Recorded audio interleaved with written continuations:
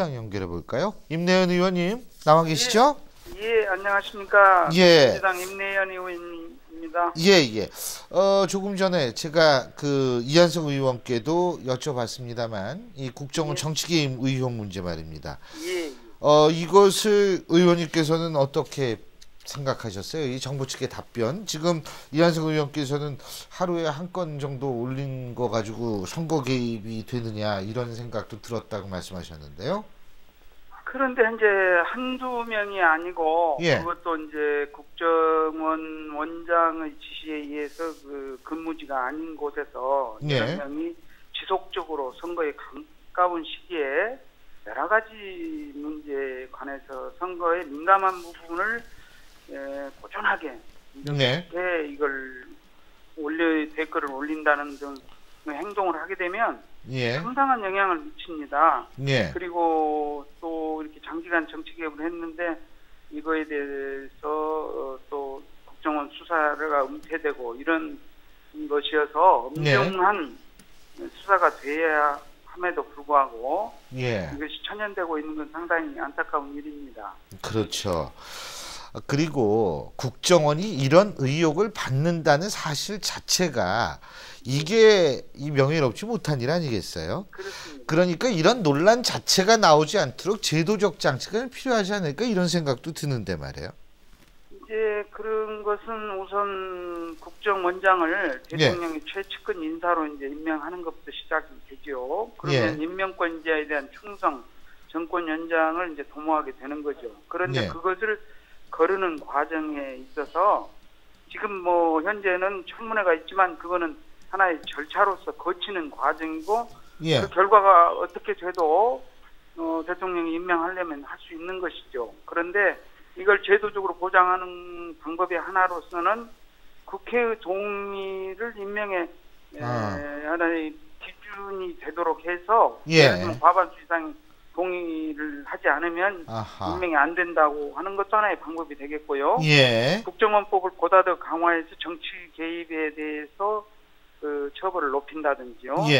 그다음에 이제 물론 정보기관의 특수성 때문에 암행성은 어느 정도 보장은 하겠지만 이런 선거 개입 등 정치 개입을 막기 위해서는 외부 인사가 포함된 국정원 감찰위원회를 구성하는 것도 하나의 방법이 아닐까 생각해 봅니다.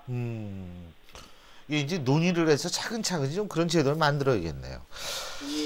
그리고요, 오늘 임 의원께서 5.18 역사 왜곡 문제도 질문하셨죠? 질의하셨죠? 그렇죠. 제가 가장 중점을 두었던 부분입니다. 이게 사실 뭐 임 의원님뿐만이 아니고 1980년 5월을 경험했던 혹은 직간접적으로 경험했던 세대들, 이른바 386 되는 세대들은 정말 기가 막힌 얘기거든요. 그렇습니다. 그죠? 지금 말이에요. 이런 일이 왜 일어났다고 보십니까? 그러니까 이제 국내적으로는 물론 세계적으로 민주화 운동은 인정이 됐는데도 극우 수구 세력에 의해서 역사 되돌리기 작업이 지속적으로 이루어지지 않는가 그런 의혹이 있습니다. 그러니까 일회성이 아니고 꾸준하게 이제 기왕이 확립된 걸 되바꾸려는 그러한 참 음모가 아닌가. 그러면서 보수 정부가 두 번 쓰니까 그런 환경 속에서 자만심에 빠져가지고 지속적인 그런 노력은 아닌가 하는 의혹이 갑니다. 그래서 사실은 국내적으로는 정부가 인정한 것은 물론이고 판결을 통해서 법원에서 5.18 12.12 그 내란 음모 이런 사건과 연결해서 판결했고 또 국회에서도 민주화 운동으로 입법을 해서 관련 유공자들에 대해서 보상까지 하도록 다 돼 있었죠. 그 외에도 유네스코에도 인권기록 유산 해서 1940년 5월 18일 군사정권에 대항해 광주에서 일어난 민주항쟁 관련 기록물 이런 명칭으로 2011년 5월 25일 세계 기록 유산으로까지 등재되었지 않습니까? 그런데 이런 것들이 2006년부터 그 지모 씨가 해가지고 그동안 전혀 나오지도 않았던 북한군 특수부대 개입설처럼 어마어마하게 역사를 돌리는 정도가 아니라 그냥 뭐 옛날보다 더 뒤로 가는 그런 황당한 얘기죠. 황당한데 그때 그 사건에 관해서 여러 가지 법원에서는 그 주장이 허위다.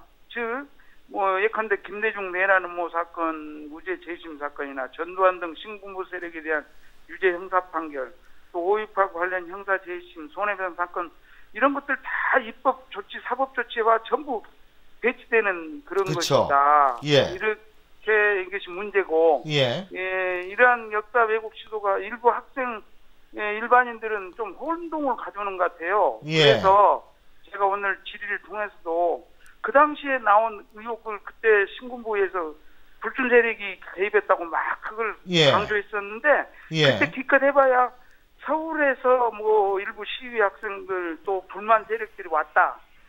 급기야는 뭐 한두 명의 뭐 혹시 간첩이 아니냐 뭐 이런 정도가 있었는데 결국은 다 밝히지 못했습니다. 그럼요.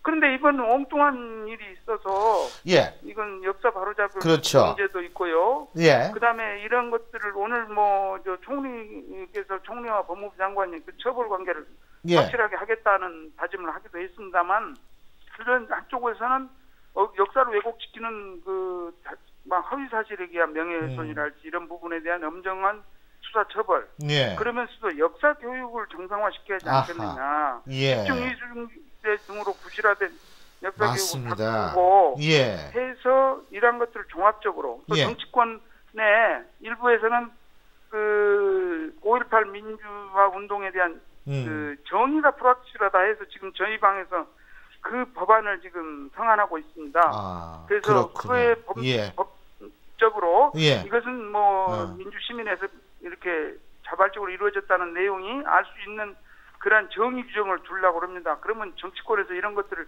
협력을 해가지고 예. 다시 이런 것들이 재발하지 않도록 했으면 좋겠습니다. 알겠습니다. 예. 맞습니다. 그 일부 종편에서 지금 일부 프로그램이죠. 프로그램에서 5.18 역사를 왜곡해서 그 문제가 굉장히 커지고 있는데요. 이것은 사실 이 좀 종편의 입장에서 볼 때도 그렇게 창피한 일이라는 인식을 다 갖고 있습니다. 예. 역사 왜곡에 대해서 그냥 넘어갈 수는 없는 일이고요. 앞으로도 노력을 많이 해주시고 저희도 노력하겠습니다. 오늘 말씀 잘 들었습니다. 감사합니다. 감사합니다. 예, 고맙습니다. 예. 예.